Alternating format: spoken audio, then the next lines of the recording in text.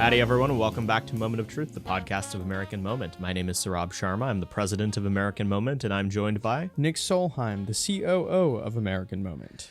And it's both of us back in studio, the dream team. I think it's been a couple episodes. Yeah, it feels like it's been months. Yeah, maybe. I don't know.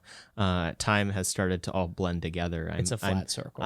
As we're taping this, I'm in D.C. for all of 36 hours, and then I'm back on the road. So anyway, we're having a good time here as we get towards the end of the year, enjoying all of the crazy and wonderful times we've had, especially doing this podcast. Thank you guys for listening. I mean, it's sort of insane. I think this is going to be episode 43, maybe even 44. I mean, to have done this consistently week over week wouldn't have been possible if no one was listening to it. If it was just 12 of you, 2 of which are family members, we would not have kept doing it. But instead, it's thousands of you, and we're very, very grateful. As always, go to AmericanMoment.org. You can check out stuff on AmCan and their pieces we're putting up all the time. Be sure to check out our events interest form, our summit interest form, and the interest form for the Fellowship for American Statecraft in 2022. All of those things are going to be getting bigger and better in year 2 of American Moments. So we hope that you'll join us for them in whatever way makes sense for you. As we've been plugging for a couple weeks, if you go to americanmoment.org/join, fill it out if you're interested in getting involved right now. There's going to be a lot of opportunities coming up in the new year to go work on Capitol Hill, to go work at an organization here in DC.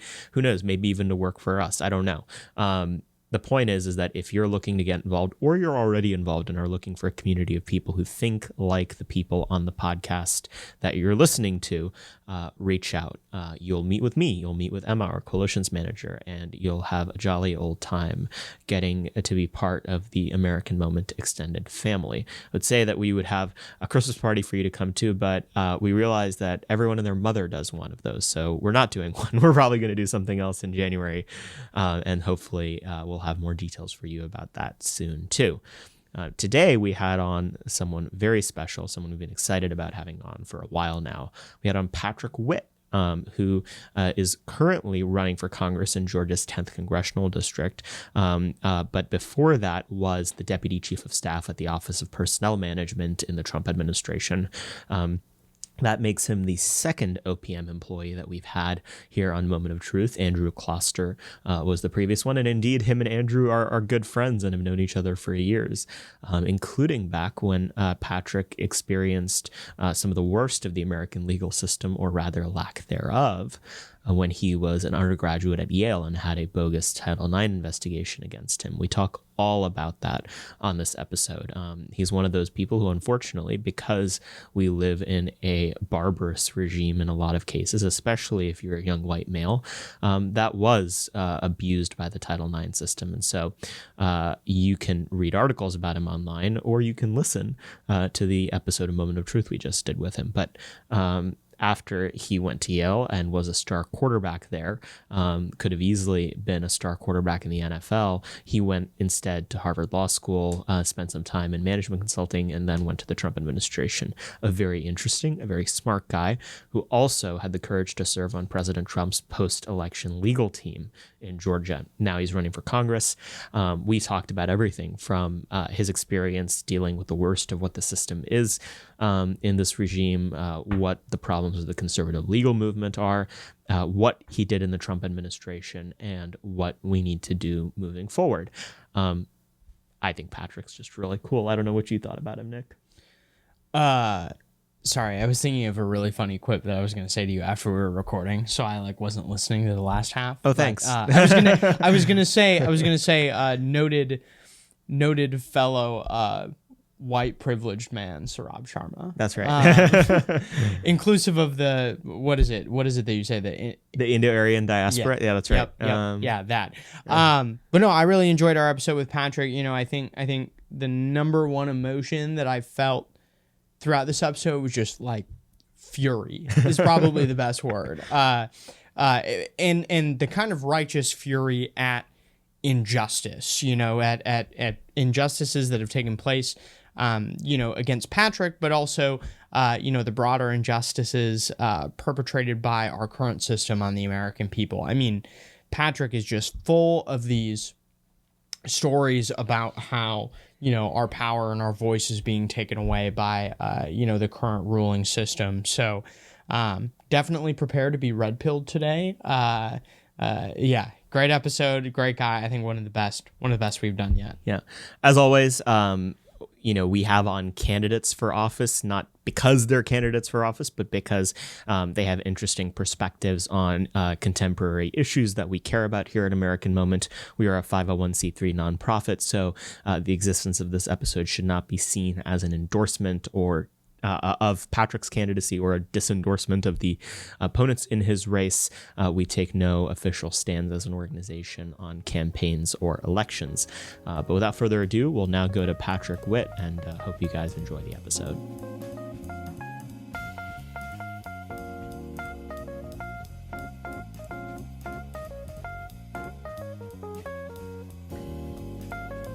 Thanks for coming on the podcast, Patrick. Thank you for having me, guys. Good to be here. We always like to start with how people got to where they are today. You've had an eclectic past, to say the least. Why don't you walk us through how Patrick Witt became the person he is today? Yeah, so my background is tied up a lot with sports. I grew up in Georgia, played high school football down there for a powerhouse. For those listening who are familiar with Georgia, Parkview High School was definitely dominant back in the day. My brother was the quarterback, then I followed in his footsteps. Both of us went on to play in college. I played 3 years at Yale and then briefly with the New Orleans Saints. After that, kind of, went the standard track into the private sector, worked there for a couple of years, back to law school, and then worked again in the private sector at a large consulting firm. But it was, watching what all was happening during the Trump administration, these forces that were aligned against President Trump, the collusion between big media, big government, big business, increasingly at the time, big tech was really becoming the monster that it is today. And that ultimately, I made the decision that just making a paycheck in the private sector and living a good life there was not going to cut it anymore. So I went to serve in the Trump administration, was over at OPM, led the implementation of a lot of the executive orders, which we can get into here in a minute. And then after that, actually, November 3rd, went down back to Georgia and served on the Trump legal team down there. Initially, just as a volunteer, kind of, raised my hand, use me however you can use me. And what I saw was a definite void and vacuum there of people that were actually interested in that election integrity fight. So me, Cleta Mitchell, a number of others down in Georgia formed up the Trump legal team and fought that fight for the past several months, which, ultimately, fast forward to now, is kind of the catalyst for why I decided to jump into the race for Congress. That's awesome. Let's start at the beginning. You had an interesting time in college. People can find articles about yourself. As someone who also has articles about my time in college, I can certainly sympathize, although some of the stuff that you went through was much worse than anything I've certainly experienced. You graciously offered to tell a little bit about that story for our listeners here. Walk us through kind of what you experienced as an undergrad at Yale. Yeah. So, when I was a senior in college, as I mentioned, was a football player, was a 3-year starter at the time, had done... Someone messaged me the other day and said that you still hold a lot of the records at Yale. Unfortunately, a lot of them have been beaten in recent years. There was a guy after me that played for several years, and so he had the time to rack up enough games to knock me off. So I think I still hold like completions and unfortunately interceptions. That's my lasting claim to fame. Yeah. So I was a starting quarterback there. Had done well, was highly rated at the time, if you can believe it. I was actually rated higher than Russell Wilson and Ryan Tannehill and Nick Foles. So so I was, those are two of those guys are Super Bowl winning quarterbacks. So I was definitely competing at a high level, had the scouts coming through to practice, everything was going well.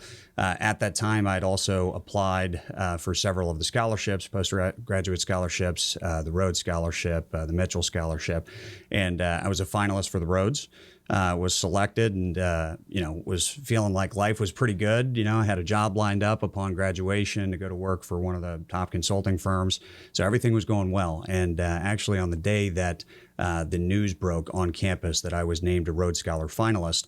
A girl that I had dated off and on, hadn't spoken to at that point in several months, filed what's called an informal complaint of sexual misconduct against me. This was a process that was actually set up. If you're familiar with the Title IX Dear Colleague letter that was sent to Yale University, I was completely oblivious to this. I was just a college student, living my life and trying to succeed in in the classroom and on the football field. Well, Yale had responded in creating this system whereby someone could file a complaint against you without any facts, without any fact finding whatsoever. And the standard was basically, if what this person is alleging would be substantiated, purely hypothetical, then you get an informal complaint of sexual misconduct. So to this day, I don't know the substance of what was alleged against me. I still don't know. I asked the university, I said, can you launch a formal complaint into me so I can find out what this is and clear my name? And I'll never forget, they looked me in the eye and they said, there's nothing to clear your name of. This is not a disciplinary proceeding. So again, to this day, I don't know what I was accused of, but because of the fact that there was a conflict between my Rhodes Scholarship finalist interview, which would have been down in Atlanta, and the actual Harvard-Yale game, so my final college football game, and at the time I was hoping to play in the NFL, but obviously even if you got a late round draft pick, there's no guarantee you're ever going to really step on the football field at the time. So I was very clear on the record. I was not going to skip that football game. I was negotiating with the Rhodes finalist, interviewers that controlled the region that I had applied from, the Southeast, and they said, finally, we're not going to move your interview. And I said, well, thank you very much. Then I will withdraw my candidacy.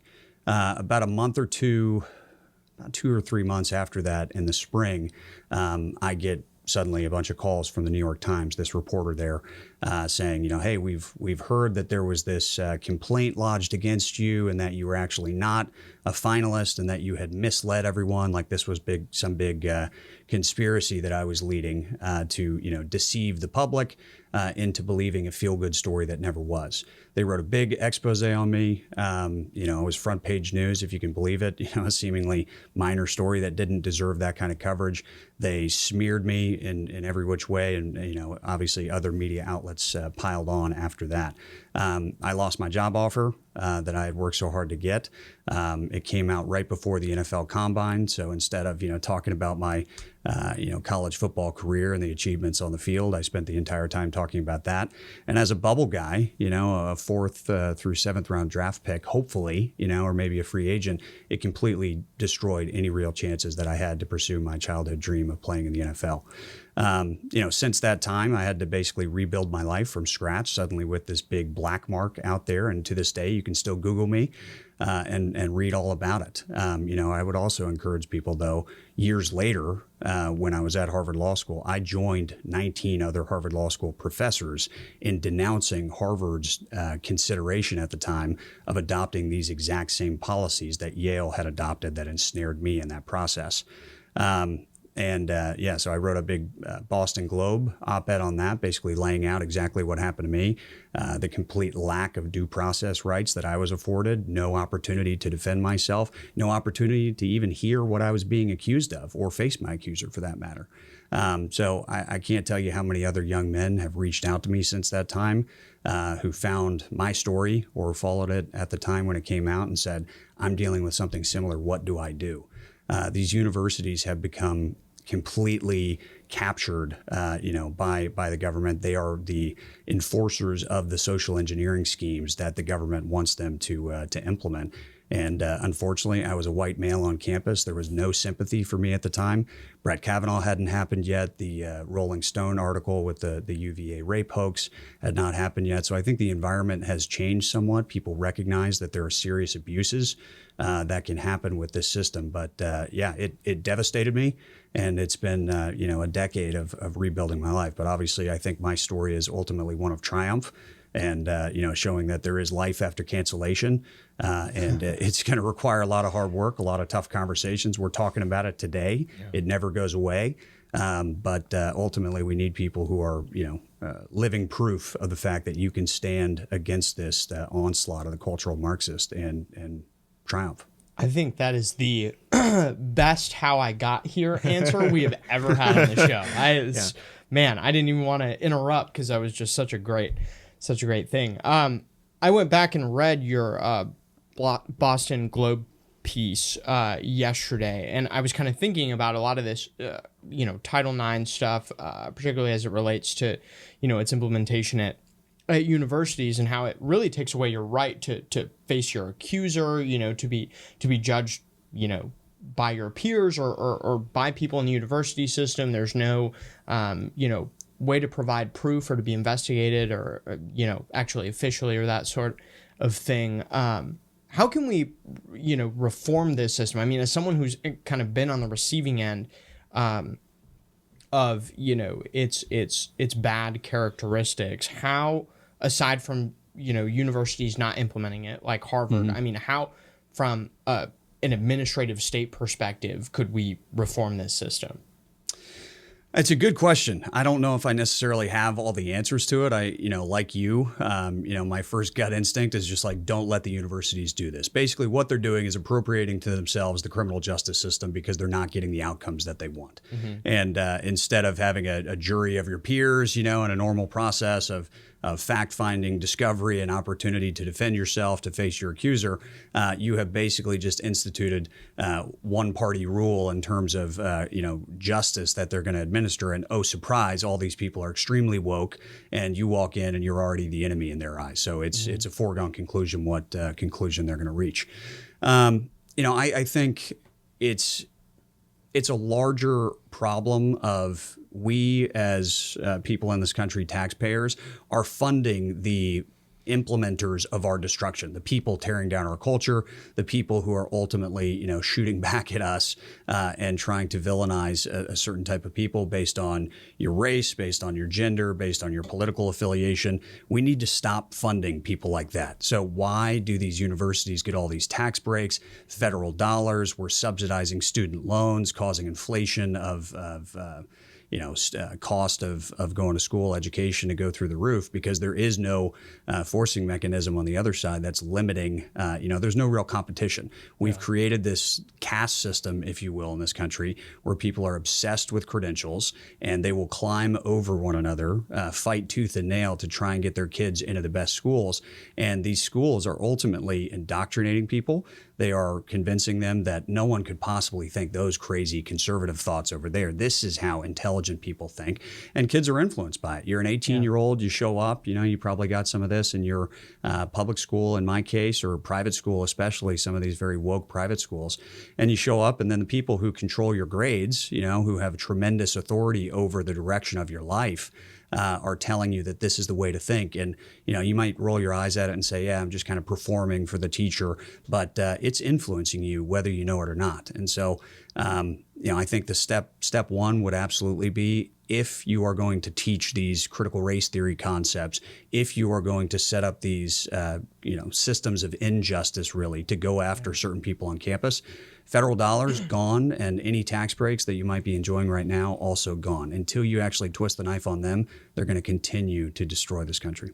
Yeah, I think that's an interesting, point to make too, is that, adults now, like young adults in particular, are getting their primary means of education, and not just actual practical textbook stuff, but like their how to be an adult, like their moral and like belief system education from these, higher education institutions, when this is something that used to be done, 70 to 100 years ago. And then for all of history before that, that was something that was done by the family. That was something that people learned at home, that people learned from their parents. And now it seems to me like we've kind of outsourced a lot of that, moral framework and learning and building that as a young adult to the universities. So I'm very frustrated by the situation that you're still in the fact that you still can't face your accuser, in some kind of legal system and framework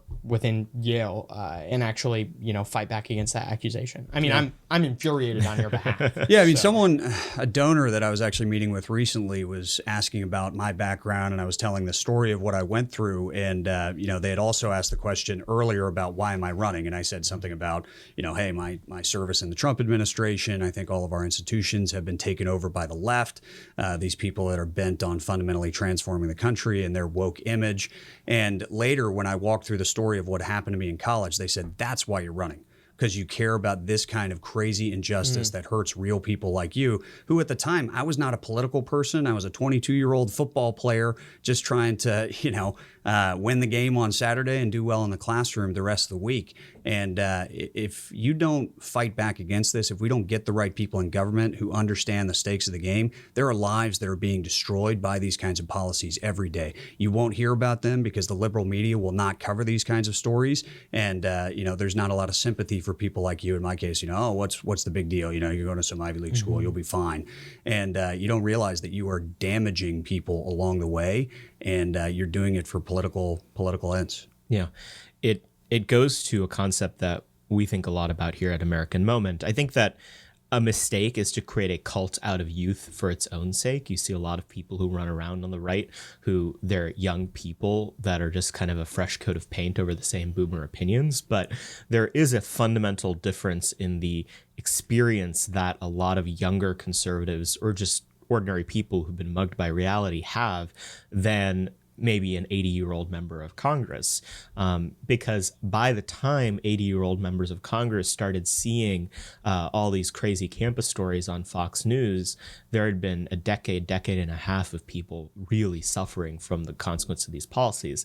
I think I found out a couple of years ago that in recent years, campus reform is the single most cited news source on Fox News primetime and on the Daily Shows. So making fun of wokesters on college campuses is now kind of de rigueur on the right, but there was a window of time, and we talked about this with Andrew Kloster as well, where no one was paying attention to this stuff, and there wasn't the well-oiled machine to publicize these stories and to make sure that people weren't just getting railroaded in the same way. But once you've been smeared, there's nothing you can do. These intangible, unprovable accusations are now more of an indelible mark on people's character in modern American life than any actual crime is. Yeah. If you steal, if you murder, if you, defraud the public fisc, both the right and the left want to reform criminal justice to get you out of jail. And if you defraud the public fisc, well,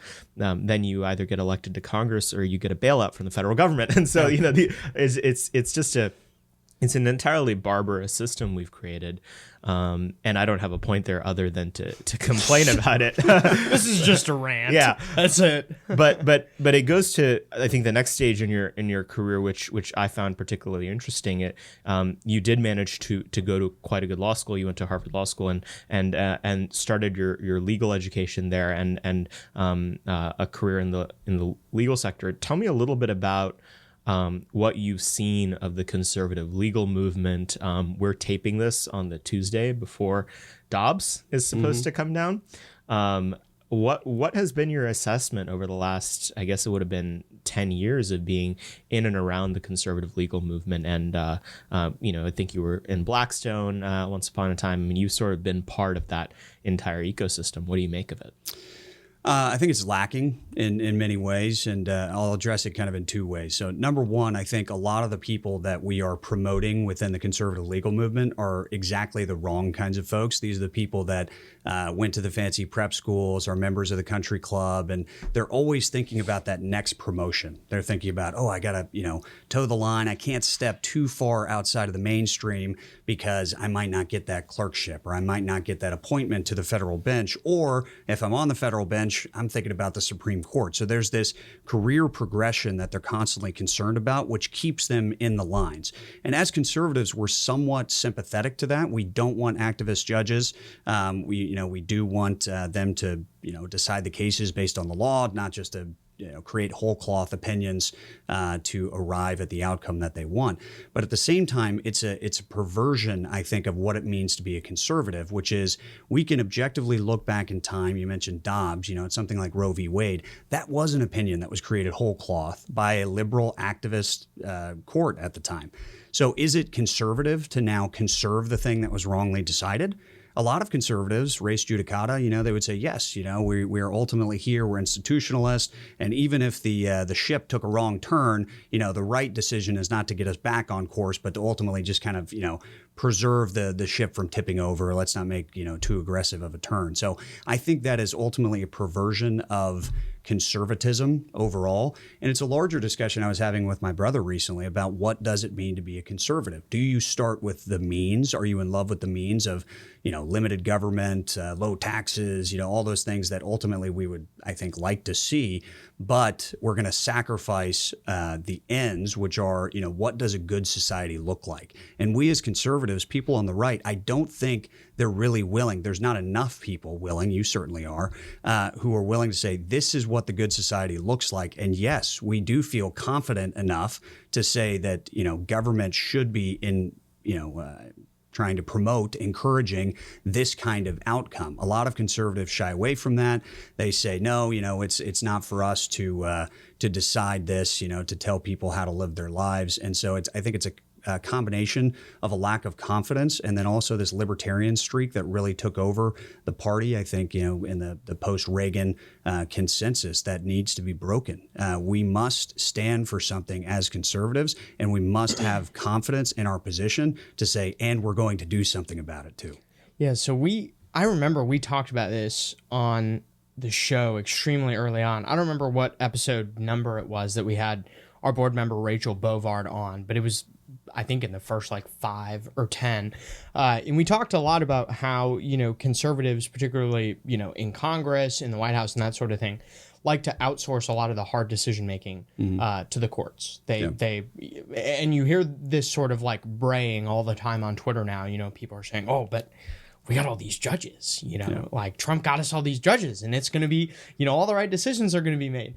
And I think that we've seen, several instances. I don't have to go through and name all of them, but of the court or certain members of the court, not going the way that they probably should be, or the way that it was. Stock. Yeah, it was promised. Yeah. Or even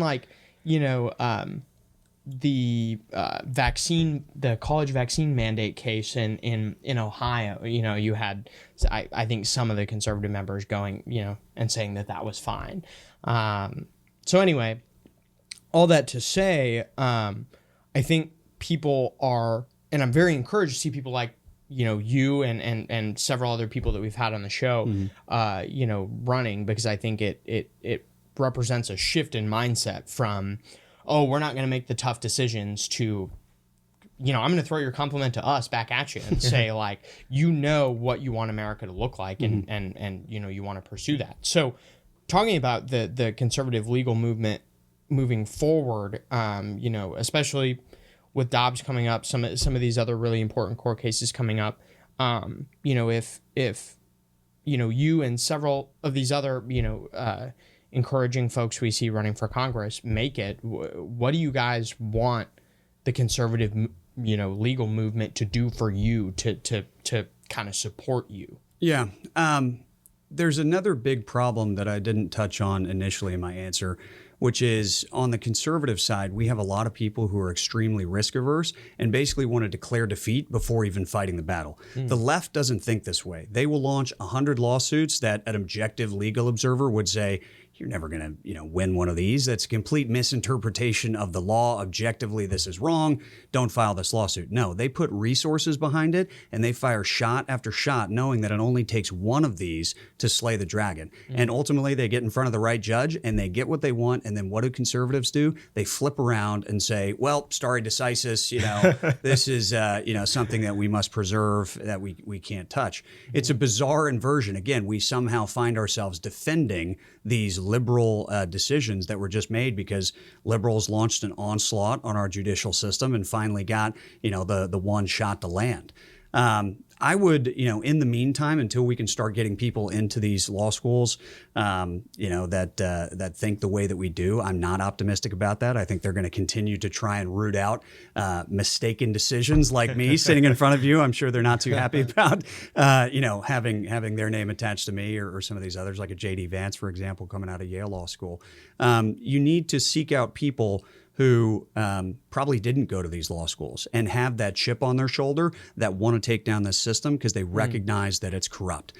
Give me 9 Clarence Thomases on the Supreme Court, please. And while he went to Yale Law School, one of the defining things in his journey that he talks about is I went to the school, but I never felt like I became of that school. I felt very much like an outsider, even in that world. And that was part of my experience too. And I think JD, and Blake, and maybe not, to the same extent because Stanford's still a little bit, welcoming to kind of unique thinkers, like a Peter Thiel, for example. But you go to these places and you can go one of two paths. You can, basically view these people that came from the top prep schools that grew up in Manhattan, and penthouse apartments on Fifth Avenue. And you can either try and emulate them and become one of them, and that's your goal in life, or you go a different path and you say, I'm not one of those people, and I don't ever want to become one of those people. And I think when you have that perspective, that's why it's valuable to have some of these people. Again, we mentioned JD, myself, that went to these schools and saw these people firsthand because you understand their tactics, you understand what they're up to, what their character is like, and you want to fight back against them. And you also have somewhat of an idea of how to do that. Some of these people that didn't necessarily encounter these folks before they come to Washington or, in some other circles, let's say high up in corporate America, these liberals will run circles around you. They'll make your head spin. And if it's the first time that you're encountering them is in the halls of Congress, you're not necessarily going to know how to defeat them. And they can also flatter you. They can also entice you and lead you to believe that they're your friend. They're a good faith negotiator on the other side. When you've seen them up close and personal, you know exactly what they're bent on, and they're not your friend. Yeah. What are some of the best examples of that, you think? Oh, gosh. I don't know if I have a great example off the top of my head. I'll just, kind of throw out some anecdotes of my time in law school. So when I was at Harvard Law School, Donald Trump got elected. And that was a unique experience because I was also there after Ferguson. So, quite a swing, like one to another. It does. But, shortly after Ferguson, all these students engaged in die-ins on campus. They were blocking your path to go to class. They took over our main student hangout area and renamed the hall from Wasserstein, the guy that gave a bunch of money to name the place, to Belinda Hall. I'm not even sure what the reference was, but to some black woman in history. And these radical kids, they view law school not so much as an opportunity to learn, some larger concepts, like equal justice. How do we, uphold the rule of law and these kind of weighty ideas? And instead they view it as how do we use this vessel, the criminal justice system, civil law for that matter, to achieve our ends. They are, steeped in activism while in law school, and the very people who are being held up in our justice system as the people who are supposed to administer justice blindly, for example, are instead learning that no, that's a complete lie. This is a myth. We need to administer justice not blindly at all, but based on racial factors, gender factors. I mean, critical theory at the end of the day came out of law schools. And it's basically the idea that you can't possibly judge someone, a jury of 12 peers. They're not really their peers unless they look like them, unless they have the same gender, same experiences, you name it. And so you get this really relativist view of the law. And that's what you're seeing right now is wokeness and social justice is their North Star, not aspiring to some colorblind equal administration of justice, which ultimately is, the goal and the objective for our justice system. Yeah, this dichotomy is, I think, perfect, right? On one side, you have the political left that sees law schools as the equivalent of, a firearm training course, but for civil society. We're here to learn and get our credential to be able to use this weapon against the rest of society. And meanwhile, on the right, the goal of what it seems like most legal conservatives is to basically preserve the victories that liberalism got last year. I remember I did an event and supported Judge Kavanaugh during the confirmation hearings on UT campus when I was an undergrad there. And I remember there was this one kid, a sophomore, who was a member of the Young Conservative Club that I have, came to a good deal of meetings. And he said, "Oh, so great. Support everything you guys are doing. But fortunately, I don't think I can join. I'm worried it would affect my confirmation hearing someday." This was a sophomore in undergrad. And so he had projected out that he was going to finish undergrad. He was going to get the grades that he needed. He was going to maybe take 2 years off because that's now the cool thing to do, go to law school, and then go be confirmed as an Article 3 judge. And so not only do we have a Congress that is utterly effete and outsources all of its responsibility to the court, but we have a set of preconditions and incentives for the people we appoint to the court that makes them the most risk-averse and cowardly people possible. Yeah. And so we have no recourse. We don't have, anything resembling activist judges that would actually put a stop to some of the steamrolling that liberals will do. And we certainly don't have members of Congress that will call out the excesses of the court. And so that then takes us to the one thing where it seems like we can and did for a brief period actually use, which was the presidency. Walk us through how you ended up in the Trump administration and what exactly you did there, because you were involved in my favorite office in the entire Trump administration during my favorite year of the entire Trump administration. So tell us how you ended up there. Yeah. So let me go back to something you said in your question first, and then I'll get to my experience in the Trump administration. But ultimately, what you're describing is people rationally responding to the incentives and the system that we've set up. This is a pipeline that, tells kids get good grades in school, do whatever your teacher tells you. And if they're spouting some woke stuff, or if the college application says, what have you done to advance diversity, equity, and inclusion in your school, people will start responding to that because this is the pipeline to success in the country. And then when they get in, law school and they graduate, they're thinking the exact same things, which is my decisions are going to be influenced by what I want to achieve, which is ultimately a good thing. But the incentives are all wrong because in order to achieve the things that they think they want to achieve, which is some title, some fancy role, they have to play the woke game to get there. So I think a question we really need to wrestle with on the right is how do we change the incentives? Because one of the things is, hey, we can order the society the right way. And, instead of, that question on your application being, hey, what have you done to advance DEI in your school? It's something like, hey, what have you done to actually, help people in your community? Or how active are you in your church, community? Something like that. People would, again, respond to that and then start ordering their life towards that. I don't see that happening in the near term. That's a longer term goal. That's ultimately where we want to go.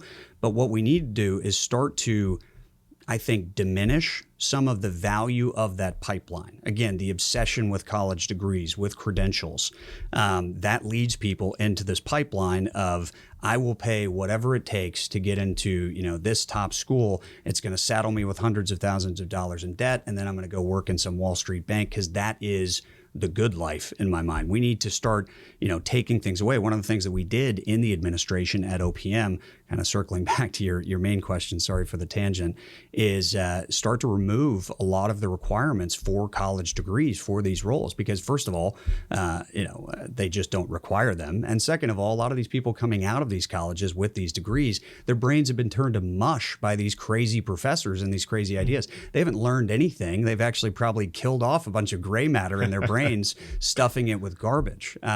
So we need to just think about how we remove and decrease the obsession and the emphasis that we put on this credentialism that creates this pipeline of people into creating these automatons basically that just get stamped coming off the assembly line for no reason too, right? Like we obviously care deeply about the concept you just laid out, and it's one of the coolest things that the president did was reforming these civil service requirements to remove four-year college degrees. It was excellent. But there's no college in America, with the exception of maybe Hillsdale, that teaches conservative governance. So even if you want to take the narrowest case here, which is creating Hill staffers and junior bureaucrats in the federal government, why on earth would we require a 4-year college degree when there is no relationship between what a Republican or conservative president demands of that person and what they would have learned in college? Yeah. And then even on the most basic, like mechanical terms, you can't even really confidently say that a kid will come out of college these days knowing how to write. And so what are we requiring this for? I mean, I've seen the vast majority of college students write worse at the end of college than they do at the end of high school, because at least there is some standardization in high schools that makes you have to be able to string a sentence together with proper grammar. In colleges, you just have to, be enough of a tearjerker screaming about how oppressed you've been your entire life. I mean, just the narrow institution of the personal statement that colleges have is, I think, one of the most destructive forces in American life, because it forces every young person to, even if they've lived an idyllic lifestyle as a child, find some way to show why they've been a victim. And so we're priming very young, very unformed people to say that the primary way, other than hard work, that you get ahead in this society is by self-victimization. And even if they kind of go along to get along and just, paint on the dotted lines because that's what they have to do to get into colleges, at some point, there's only so much cognitive dissonance, especially a young person can handle. They'll just assimilate completely into that mindset, and they'll chase it like a high. They'll find ever newer ways to self-victimize. It's part of the reason why I think that you have this insane epidemic where something like 40% of women under the age of 35, especially white women, identify as not straight because they have to find something that makes them different, because we've created a society where it's evil and wrong to be a normal person. Yeah, or the story recently that a bunch of white people are actually checking the box that they're minorities on their college applications. How does an Ibram X. Kendi, square that circle when it comes to his theory that the system is structurally racist against minorities, when white people are going out of their way to try and convince colleges and other institutions that really control our country and that we aspire to belong to, that we're actually not white. Well, and if you believe in Kendi's theory, which obviously none of us do, but if you do, that also makes that the most white thing ever. Appropriating being a minority. I'm just going to be extra white and also be a minority. Yeah. I think too the interesting thing that Saurabh said is was talking about 40% of women now identify as some other sexual orientation. I think it's something like in 12th grade or younger, I think it's over 15% of kids identify as trans now. That's crazy. Bad idea. That is we are setting ourselves up for some huge demographic consequences. Again, people responding to incentives, though. If everyone's out there celebrating this kind of lifestyle and this kind of identity, if you will, and it's thrown in kids' faces in their cartoons and what they consume, and certainly what their teachers teach them at school, then naturally people respond to incentives. They see that, hey, if I do this, I'm going to get that reward. Well, suddenly I'm trans, or suddenly I'm gay. I almost liken it to, this is probably not a great analogy, but when I was growing up playing football, there was an epidemic of ACL tears. Every game, you would see at least one person tear their ACL. It was bizarre, and it was talked about all the time, and it was almost like it was lodged in people's heads, that someone must go down with an ACL tear. You don't really see it as often anymore, and instead, what do you see on the football field? Concussions.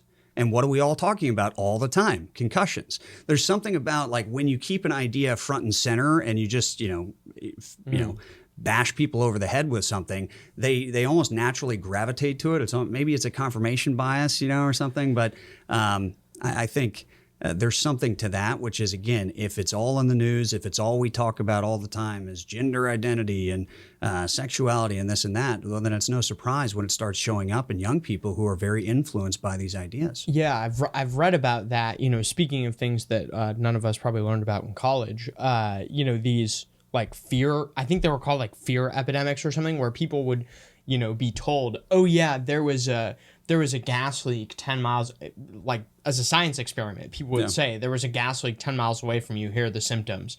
And 3/4 of the town would get sick when in reality nothing had happened. Yeah. And it was because people thought that there was something that far away and they thought they had those, symptoms. Yeah.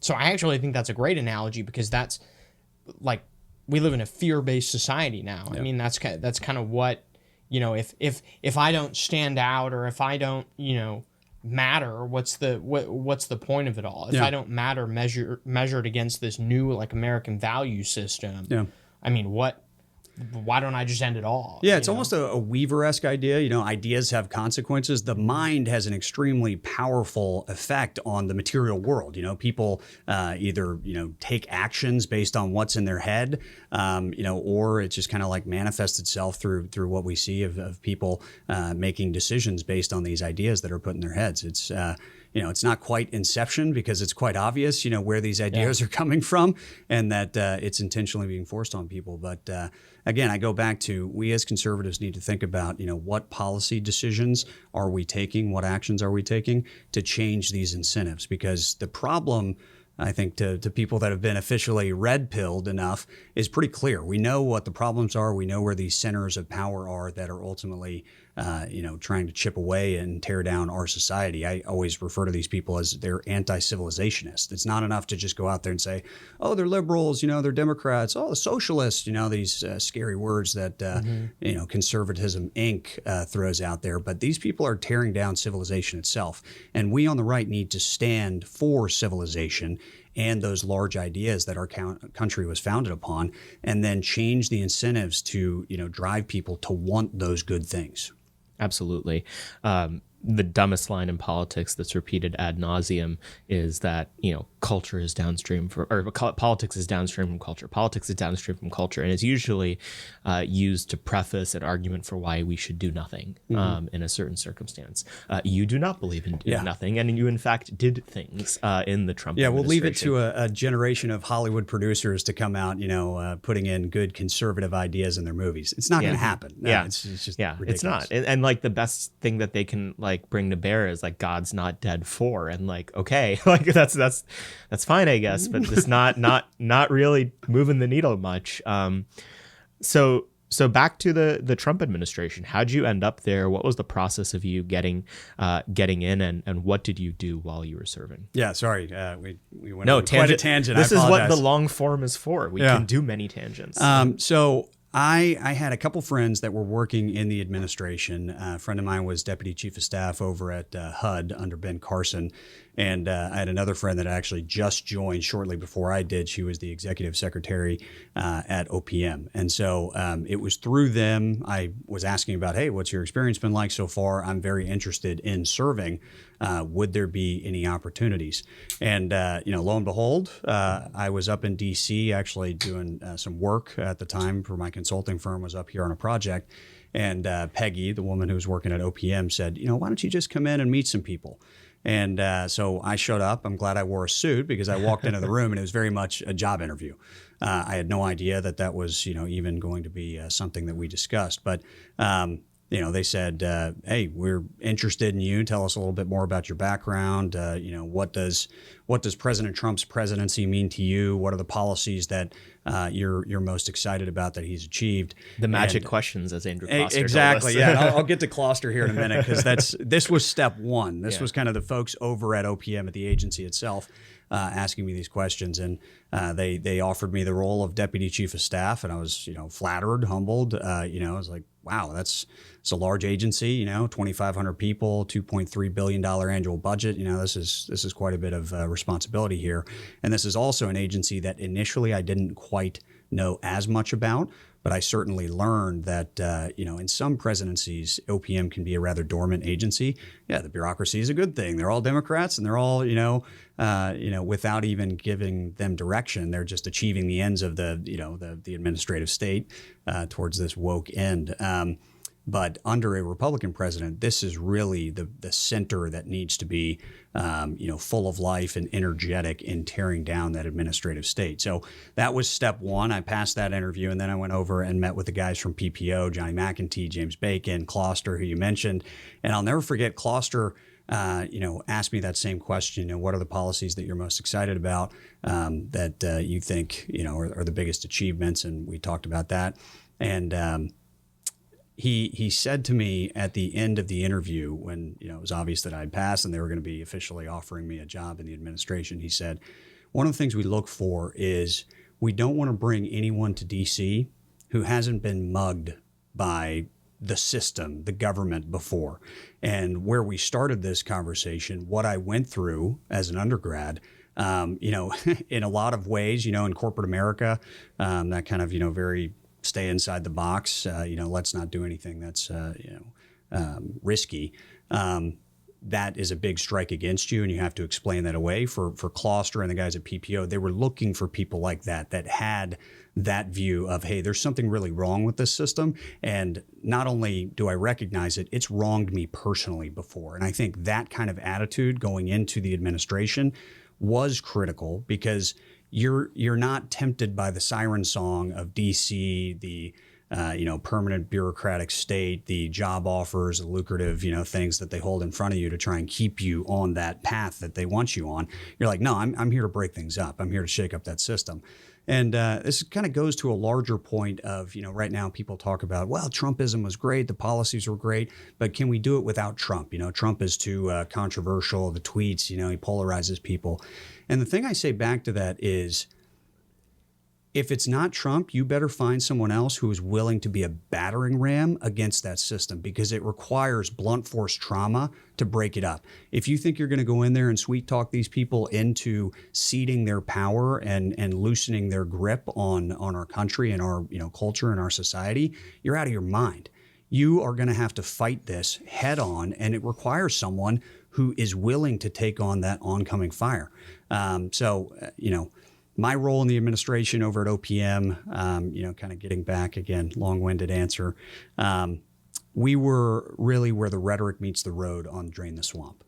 We were the federal HR policy wing for all of the 2.2 million plus people that work in the government. And we were driving the policies of how do you actually translate Drain the Swamp into real policies. A couple of those, one that we mentioned earlier is, removing the requirements for 4-year college degrees for a lot of these positions, shining a light on how much taxpayers were funding union time for all these people in the federal government. These public sector unions are unbelievable. We would show up to work every day, and there were giant posters as we walked to our offices talking about how, Donald Trump wants to take away, your pension. Donald Trump wants to do this and that. This is our office, and the union is allowed to basically advertise that we are the enemy. We are these evil people in our own building. It's unbelievable. And it just goes to show that the permanent bureaucratic state views themselves as the government, and you're just passing through. You're okay. The red team's here, and they're going to be here for a couple of years. But my former boss in the administration would call it, they're the B team. They'll be here before you get here, and they'll be there after you leave. And that's the problem. We have allowed this Leviathan to be created, and all these positions, the career bureaucrats, have changed from open positions, basically political appointees would hold them, to career reserved positions. And they just, after every administration, the number of positions that actually you put political appointees in who represent the will of the American people goes down. I always use this stat when I tell people, I was oblivious to this fact. When you elect a president, you change 3,000 to 4,000 jobs in the federal government. That's on a denominator of, as we just said, 2.2 plus million people. You're affecting less than 1% of the government when you vote in your president. And that's not to say that things don't change. They definitely do. As we saw, from Trump to Biden, things are materially different. Leadership at the top matters. But nonetheless, the real brass tacks of, rubber meets the road. How do we change these things, especially within the different agencies, not just, executive orders from the White House? You have to empower people to change those things. The people that are, deputy chiefs of staff or other, kind of like middle management, if you will, in government need real power, and they also need to be positions that reflect the will of the American people. These bureaucrats, they're savvy. They know where all the landmines are. They know how to make you step on one. And so people are afraid of that. There's just more of them than there are of you. So, they outnumber you, and they know all the games to play. Memos will show up on your desk at 4:58 p.m. Hey, congressional deadline, got to get this signed. By 5 p.m., let's get this out the door. No, it's not. It's not important. There's nothing really in here. It's just a small little thing, that we do every year. Or things will leave the building without you even knowing that they left the building, because over time, under some Democratic president, the agency had delegated all this authority down. And so these people actually have the authority under the delegation to sign these policies and to let them walk the door. And I can't think of a great example right now, but we would find out in the newspaper sometimes things that came out of our agency. And we're like, what? Like, we didn't sign that. Did we ever see that? And the answer is no, because we didn't know to even look for it. So I'll close with this point. If we get a Republican president back in there, they need to put people in place who understand how the game is played at the administrative level. I think we on the right procedurally are very deficient. And to an extent, that's kind of expected because we're not the bureaucrat class. We don't really understand the process quite as well. But you have to come in and understand how that game is played. Immediately review the delegations, for example, ask the bureaucrats, hey, this position that's reserved for careers, has it always been that way, or did it change basically right before we came in the door when the Democrats were in there because they're trying to block any kind of Republican appointee from going in? So anyway, that's a long point to say that the administrative state is awful and needs to be deconstructed, root and branch. And, OPM is really a main driver of that. I was proud to serve under the president in leading that charge. And on the Hill, we will continue that work. Well, if our listeners weren't red-pilled on the administrative state and on personnel, they definitely are now. So I think you made a pretty compelling case for what how the administrative state and these structures are used to undermine the interests of conservatives and Republican presidents. What's the other side of the equation? What's the best case scenario for what an energetic and interested conservative president could use these structures for if they were so inclined, as opposed to just going along and getting along? Yeah, I mean, exactly the opposite what the Democrats have done. Get your people in place that are aligned with the mission and use the levers of power to, again, going back to that, what does the good society look like? Yeah, your policy should reflect that. It was one of the funniest things, you'd see these news stories about the Trump administration when President Trump would appoint someone to some agency and they would say, Trump's putting loyalists throughout the different agencies. And I'm like, yeah. As opposed to the other people who are not loyalists. Are you supposed to appoint people that dislike you and don't agree with your policies? It was just ridiculous, but that's typical media garbage.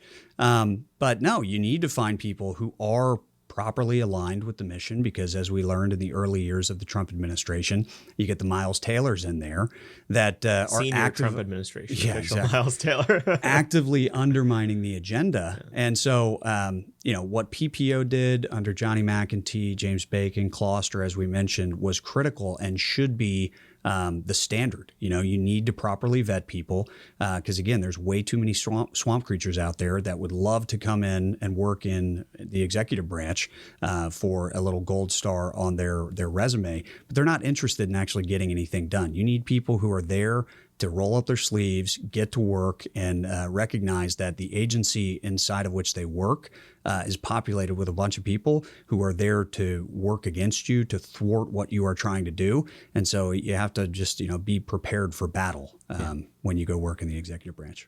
A family friend asked me this question a couple of days ago, and I'd be very curious to hear your answer. Tell me the profile differences and kind of what the platonic Democratic presidential appointee is like, where they come from, what motivates them, what they do after, versus the platonic Republican political appointee, the same sort of contours. A little bit hard to describe that because my experience in the Trump admin, that was not a standard presidency. I think I'll answer it with like the again, the platonic, like standard ideal of this would be a Democrat appointee comes in. They have all the credentials. They probably have 3 degrees from Ivy League schools, and they're tripping over one another to apply to these different agencies. And they come in and they're just little minions, and they get to work right away. They're activist types, and they're obsessed with politics and have been for a very long time. There was this amazing picture that some of the staffers at DHS posted a couple days ago, wishing an MSNBC anchor happy birthday while they were all wearing their masks. It said like "Happy Birthday" on the whiteboard, Oh, yeah. and it's like, oh, they feel comfortable doing that, right? Yeah, no, it's totally normal. Yeah. So yeah, they come in, they're highly credentialed, they went to all the right schools, and they get hired in, and it's, I would imagine, a very competitive process, for them, because there are so many of them out there that want to be in that world and want to be politicos. After the administration, they go on to great jobs over at their corporate friends in the government relations department at Uber and Google and such. So it's a pretty lucrative path for them. I would say in a standard Republican administration, like a George Bush administration, it looks somewhat similar. You get, maybe a little bit more geographically diverse application pool, but it's going to be very much that patronage system of, George Bush's cousin or his, nephew or something like that. And so you get brought in, and you're there to be like a little caretaker at the different agencies. You're not really there to shake anything up. They're not bringing in any, rogue agents or change makers. And they come in for a number of years. They get to put that on their resume, and then they move on to, some lobbying firm or some other, corporate entity, but more a right-leaning one. They might go work at Walmart or one of the oil companies afterwards. The Trump administration was unique because initially it was somewhat similar to the staffing of a George Bush administration, and you got people that were either not really interested in getting a lot done, kind of that same, hey, we're just kind of here to exist for a couple of years. I'm going to put this credential on my resume and then I'm going to move on. Or you had people who thought of themselves as these defenders of liberty, defenders of the democracy, like a Miles Taylor, who were there to basically ensure that Donald Trump didn't destroy the country. It wasn't until McKinsey really came in and took over PPO that you started to get the people that the American people thought they were voting in when they voted for Donald Trump in 2016. Those folks that had the right ideas, that understood the problem, and that were willing to take on this really monumental task without, with a lot of risk associated with it. This was a challenging thing for a lot of people in their careers. I would say, I have a number of friends that served in the administration who have not been able to find jobs afterwards. That's unheard of when you come out of the executive branch with some of the titles that they do and the experience that they had.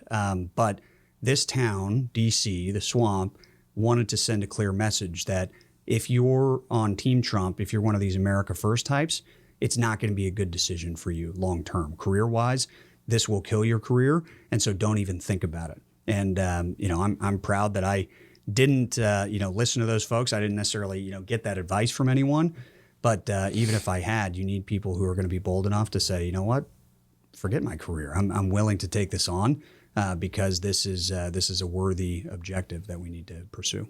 Yeah. So like anecdotally, your point is 100% accurate, I think, about these different profiles, of people who apply for different kinds of administrations. Because we're in the business of personnel, I keep a pretty close eye on the transitions section of Politico Playbook, and which is like I like to wipe my butt with the rest of the time. But for that piece, it's good for us to know where people are, where they're going, and that sort of thing. You never see people, working for, good conservative members who are actually working on, substantive policy, and differences that they have with the neoliberal establishment. You never see those kinds of people going to be the ones to lobby for Uber or to work for Goldman Sachs or to, work for the newest, the government affairs division of like the newest tech startup or whatever. It is always the exact kind of people that you mentioned, the people who are working for the microcosm of who these, presidents are, which is their counterparts in Congress, the do nothing, 70-year-old fogies that you've never heard of. It's those people who are kind of like wasting their time away every week, putting in their solid 25, 30 hours and then, getting some big cushy lobbying gig where they'll probably work less. Yeah. There's a reason why rush hour in this town starts at like 2:30. Yeah. It's very much a real thing. Well, I don't really have a question. You're making me mad. It's a great point. I think it really opened my eyes. Again, I go back to you assume that a lot of the Republicans, whether they're in elected office or the staffers, are on your team and that they're fighting for these same ideas that you hold. And the answer is, almost uniformly, that's not true. These people, I don't know why they exist. I don't know why they're in politics. Maybe once upon a time they saw a movie and they were like, hey, this looks really exciting. Their wife thinks Capitol Hill is pretty. Yeah, exactly. Or, they have like one policy area that maybe they're passionate about. But a lot of these people, I don't think they could really describe to you why they're in politics at all or why they're here. We need more people who come in and say, look, something is really wrong with the system. I'm here to change it. And over time, DC can change you. I think you may have a lot of those people that came in with those ideals and then changed over time. But, like waves crashing against, a seawall, we need to just keep bringing people up here and taking shots at this system one after another, because it's not going to happen in just one fell swoop. I go back to my comment about Trump. He was an initial shot at that system. We need to keep coming in waves.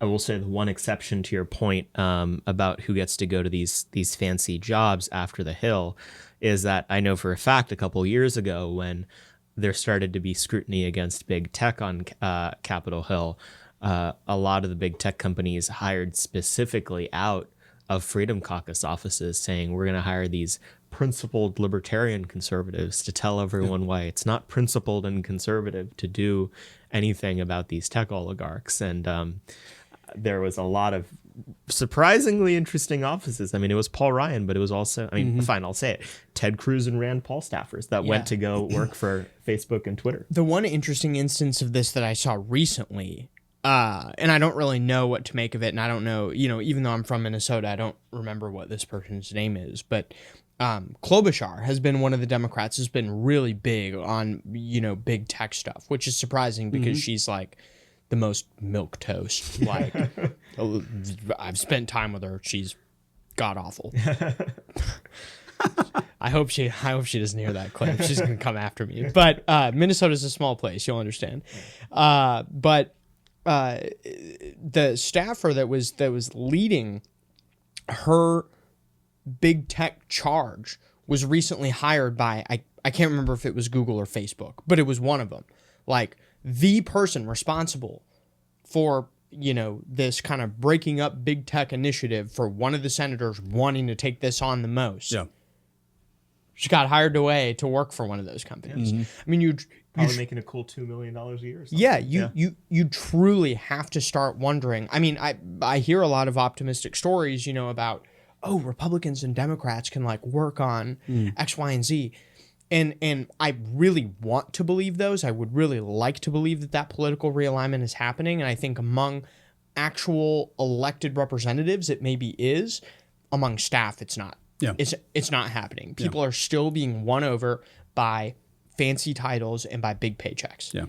Yeah, exactly. And I do think there is also something broken in the conservative mindset with a lot of these members that you mentioned, especially with their staffers, which is they view the conservative project as their entire goal is to keep the price of matches and gasoline low for the arsonists who are burning down our country. That's a great line. we're gonna post on Twitter a picture of you and that quote. Like, that's just, it's going to be a tweet. No, it's true though, because they view things entirely through an economic lens, and I think they completely miss the point that economics and culture issues cannot be separated one from another. They are intimately linked together. It goes back to your comment about politics and culture, which one's upstream, downstream.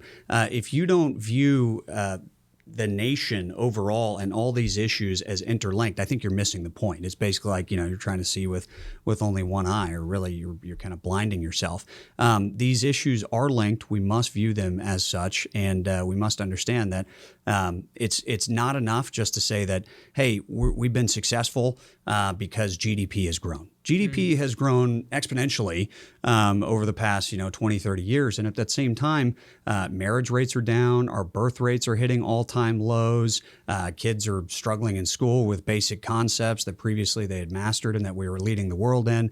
So if you only look at GDP as the indicator of the health of a nation, you're missing the point entirely. And that's how the GOP has really viewed this country, and their mission is to just increase GDP. Yeah, I know we gotta, get you out of here in a minute, but just the one thing, you've made so many great points, and I really just want to highlight that about like the line go up or GDP go burr, or, insert your Twitter meme here.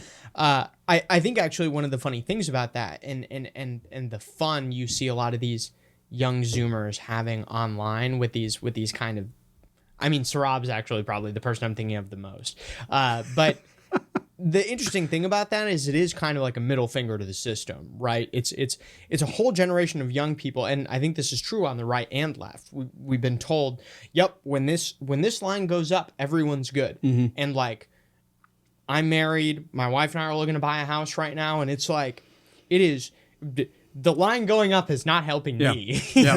It's not helping most people. And so I get really encouraged, interestingly, when people are really black-pilled about the GDP and how that whole system works, because it's everyone kind of waking up to the fact that, like, man, this whole thing is literally made up. Yeah. Like it's the GDP line going up means that we're all prosperous. Like, it's literally the opposite. Yeah. So anyway, sorry, great point. Love it. Yeah, no, it's very true. And the more that they tell you that everything is awesome, it's almost like that, what is that Lego movie? Yes. Everything is awesome, that movie.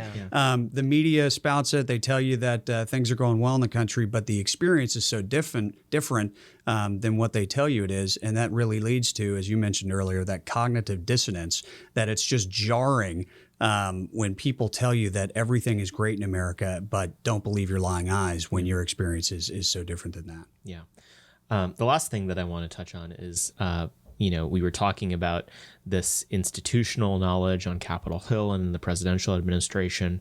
I think one of the most practical upshots for how the right suffered because it didn't have a motivated but also competent core of personnel was what happened in the aftermath of the 2020 election. Mm-hmm. Just walk us through what you saw down there in Georgia with one of the, you're an excellent lawyer yourself. Cleta Mitchell is legendary. We adore her. I mean, how are we so unprepared for the lawfare that the left brought?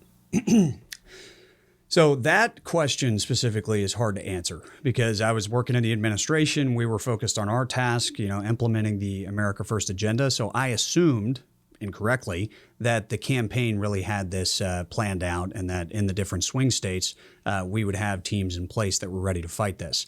That was obviously a false, belief. But I think it's also, the point that I made earlier about we assume that Republicans are fighting for us. When we vote in a Republican majority, I think, people are the wool is, pulled off from their eyes. They no longer view that as just enough. You need to make sure you get the right Republicans. But post November 3rd, I'll just kind of walk you through my experience with that. We were all a bit in a daze. I had flown back home to Georgia. I voted in person down there, stayed up all night, watched that giant vote jump at about 3 a.m. I just had that weird feeling in the pit of my stomach. The forbidden chart. Exactly, yeah, exactly. And, I came back to D.C. and everyone was just in a stupor. We didn't quite know what was going on. There were news reports, what happened. And there was a girl in my agency and she said, the most valuable thing you can do right now for this administration is to go back home to Georgia and just help out in whatever way you can. So I flew back home to Georgia and I showed up at Trump HQ down in Buckhead, and it was a complete zoo. It was chaos. They were completely unprepared for this. The lawyers that were in place, we find out later, are the Secretary of State's lawyers, so Brad Raffensperger's lawyers. And we're talking about suing the Secretary of State and the governor, and the person who is supposed to, lead this charge is the same lawyer for the Secretary of State and the governor, just sitting there quietly. It was weird. We didn't know that initially. We would ask him questions about, hey, this particular law, or is that legal? What happened there? And you have to, it was like talking to, what is it, like Zohar or Zohan, the fortune teller? You had to ask a very specific question to get the kind of response that you wanted. And the whole GOP apparatus behind closed doors down in Georgia, these establishment figures, wanted to fundraise off of election integrity and not do anything about it. And that was really opened my eyes to the Georgia swamp, the Georgia establishment that we have down there, which is this mindset of Republicans that, hey, we issued the press release. What more do you want from us? And it's like, we want you to actually fight. We want you to actually get involved, roll up your sleeve, do the hard work. Cleta was down there. I was down there, and we formed up the Trump legal team when it was apparent that these people who were being paid by the campaign to do what we thought they were there to do, which is run the data analysis, craft the legal arguments, write up the complaints, send the letters, of demand over to the Secretary of State and the governor, they weren't doing it. They had no interest in doing it. I don't know whether they were issued a stand-down order or what, but Cleta and I, a guy named Alex Kaufman, Kurt Hilbert, Chris Gardner, we split off and formed the official Trump legal team down in Georgia, and we did all of that work as a bunch of volunteers. And I ran all of the data analysis for the president's lawsuit down in the state. There are countless issues with the data that they relied upon to certify the election in Georgia. 18,000 plus people registered at vacant lots, close to 5,000 people who were not on the state's voter registration list, but who cast ballots in that election, almost 1,000 people who were illegally registered at P.O. boxes, over 40,000 people who had moved out of state and filed a national change of address to a different state who cast ballots back in Georgia, an absentee ballot rate, rejection rate that dropped from a historical average of around 3% down to 0.3%, despite a six-fold increase in the number of absentee ballots from about 200,000 to 1.3 million. And a lot of these things, we just wanted answers. And we expected the Republican Secretary of State, the Republican governor, the Republican Lieutenant Governor, the Republican Attorney General. Georgia is a full red state at the statewide constitutional officer level. They were either stonewalling us or actively working against us, basically saying these people are a bunch of crazy nut jobs. And it's like, no, we are bringing you tangible, hard evidence here. And all we're asking you to do is to investigate, which is to say, do your job. And they fought against us at every step of the way. We had to file our lawsuit, and were it not for the fact that the judicial system in Georgia is extremely corrupt, and we didn't get a judge appointed for over a month, they basically ran the clock out on us, we never got our day in court down in Georgia. So the people that say in the media, this has been debunked, it's bogus. It's BS, complete BS. But with the people who aren't really willing to take the time to actually dig into these issues and understand what happened, that's enough for them. It's been debunked. You're a bunch of nut jobs. But that was really the catalyst for why I got in this race. Initial discussions were around potentially running for Secretary of State, just because I was so deep in the election challenge. I was talking with Cleta extensively about that. And then Jody Heiss obviously decided to run in that race and got the president's endorsement. And it opened up his congressional seat basically in my backyard. So it's a continuation of that war on the people who are trying to destroy this country. This is how I can best serve. I served in the Trump admin. I was on that election integrity team, and it really showed to me that the people we have in office right now with an R next to their name, they're not getting it done. Not only because they're not interested in doing it, they're also just incompetent. We need better people in office, and that's why I'm running for Congress. Couldn't have wrapped it up better myself. Patrick, where can people find more information about you and what you're up to? Yeah, so you can follow me on Twitter, Patrick J. Witt. You are a new tweeter. I am a relatively new tweeter. Yeah, it's it's I don't know what to say about that. Yeah. I had for Welcome a long to time hell. had avoided that, and with good reason, I think. But to get your message out, it's critical that people understand where you are on these issues, and you can react to things in real time. And then my website, patrickwitt.com, patrickwitt.com. Wonderful. He's a great follow on Twitter, and definitely one of the more interesting people getting involved in civic life these days. Patrick, thank you for coming on the podcast. Thank you very much, guys. Thank you.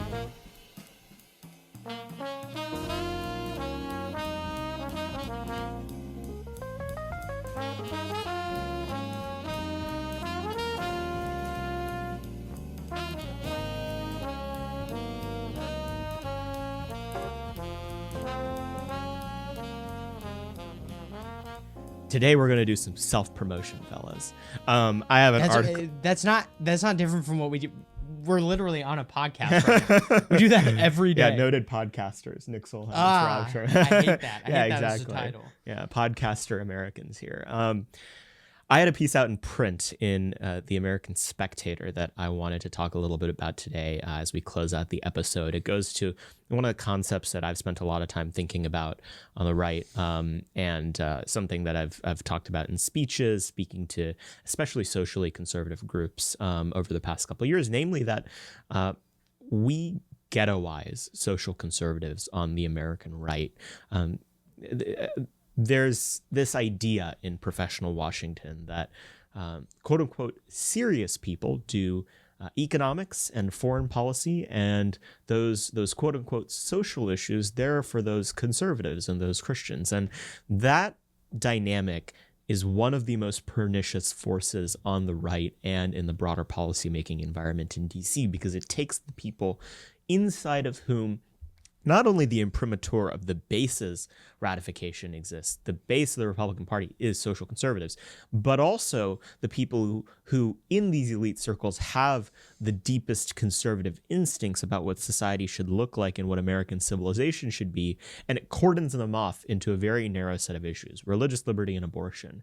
And it lets degenerates, lobbyists, and people who are bloodthirsty for endless war determine everything else. And so in this piece that I wrote for the American Spectator, I title it "Social Conservatives Have Something to Say on Every Issue." I just talk about how broken this dynamic is, where social conservatives are ghettoized in this way. I'm going to touch on a little bit of Patrick Buchanan's speech in 1992 at the Republican National Convention, where he talks about the culture war. And I want to read this quote from it. "My friends, these people are our people. They don't read Adam Smith or Edmund Burke, but they come from the same schoolyards and the same playgrounds and towns as we come from. They share our beliefs and convictions, our hopes and our dreams. They are conservatives of the heart." Their interests are not just social.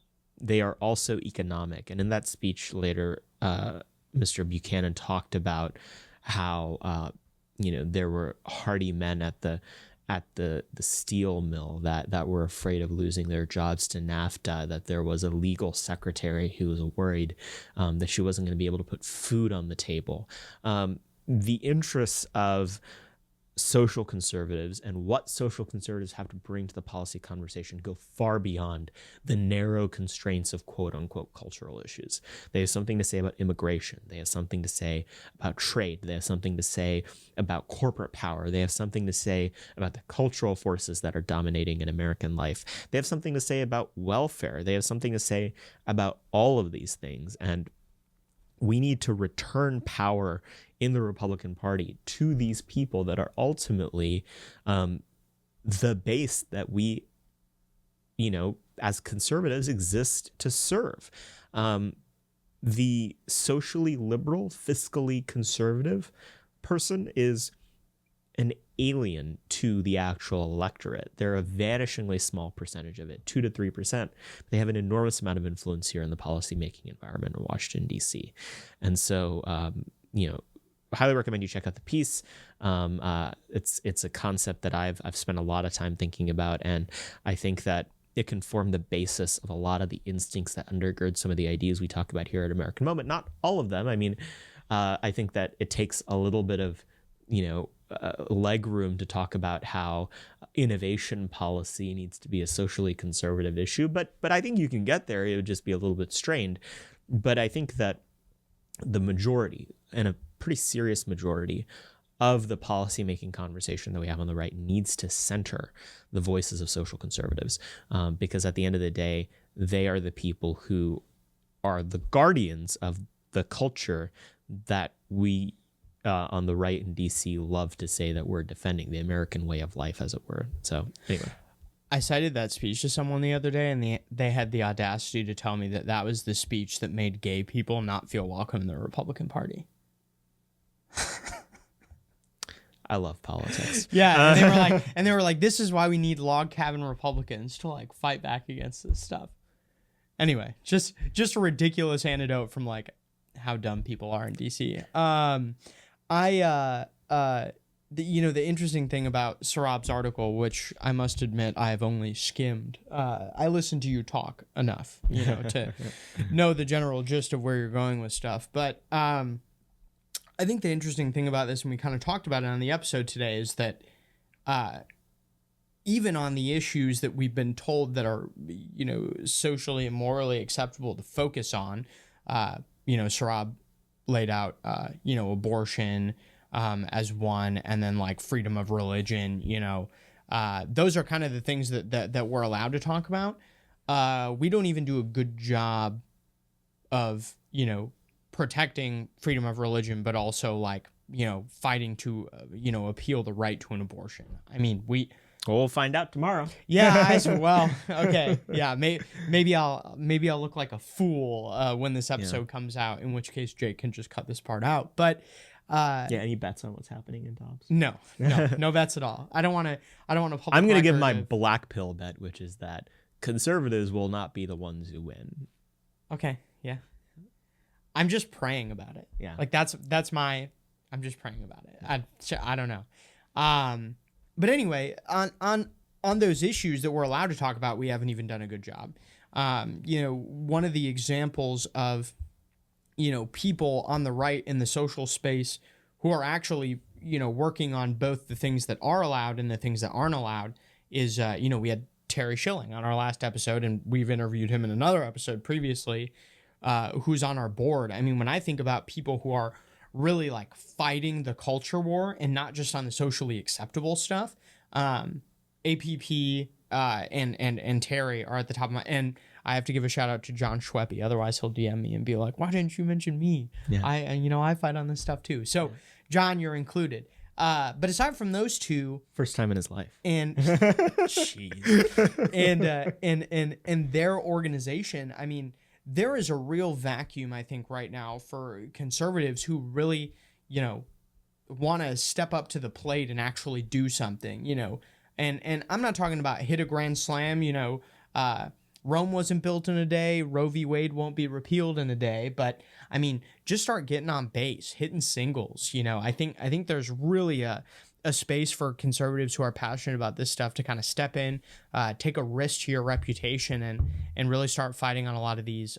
So are you looking at your phone? No, I'm about to pull up the piece. He's like, I hear you talking up. Yeah. Okay, anyway, all that to say, I think there's a lot of opportunity right now. Like Saurabh was saying in the intro, americanmoment.org/join. If you want to meet with Saurabh to talk about how you can get involved, on social issues, that's going to be your best avenue for doing it. Yeah. The last line of the piece I'll just read out and we'll close is, policymakers want social conservatives to focus on quote unquote social issues because they know that if social conservatives were allowed to pay attention to the rest, they would arrive at very different answers uncomfortable to the oligarchs who dominate American life. We'll see you guys next week. Thanks for tuning in.